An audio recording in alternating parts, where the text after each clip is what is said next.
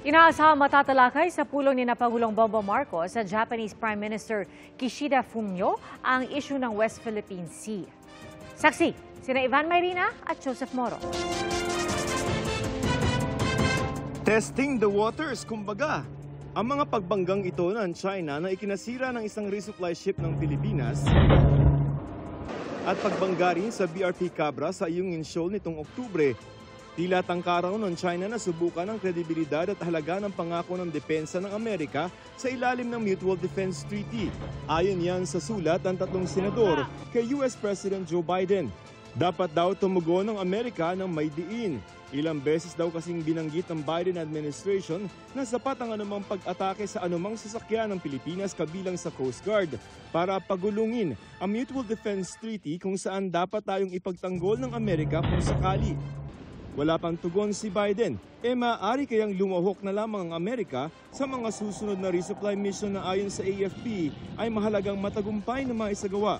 Sagot ng AFP, Our RORE mission is for us to undertake. It is for our country to make sure that we fulfill our responsibility. Ayon sa Armed Forces of the Philippines, tumutulong na ang Amerika sa pamamagitan ng mga technical assistance nito sa mga resupply mission katulad sa Ayungin Shoal. Insulto rin daw ang sinasabi ng China na impluwensya ng Amerika ang mga hakbang ng Pilipinas sa nangyayari sa West Philippine Sea. Siguro nasasaktan lang sila dahil nalalaman ng maraming tao sa buong mundo kung ano ang mga kamalian na kanilang ginagawa.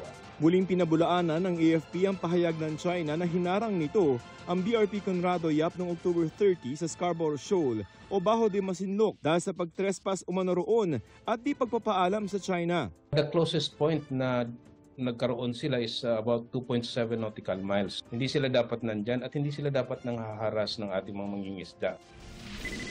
Ang sitwasyon sa West Philippine Sea ang isa sa mga inaasahang pag-uusapan ni Pangulong Bongbong Marcos at Japanese Prime Minister Kishida Fumio sa official visit sa Pilipinas ang huli simula bukas.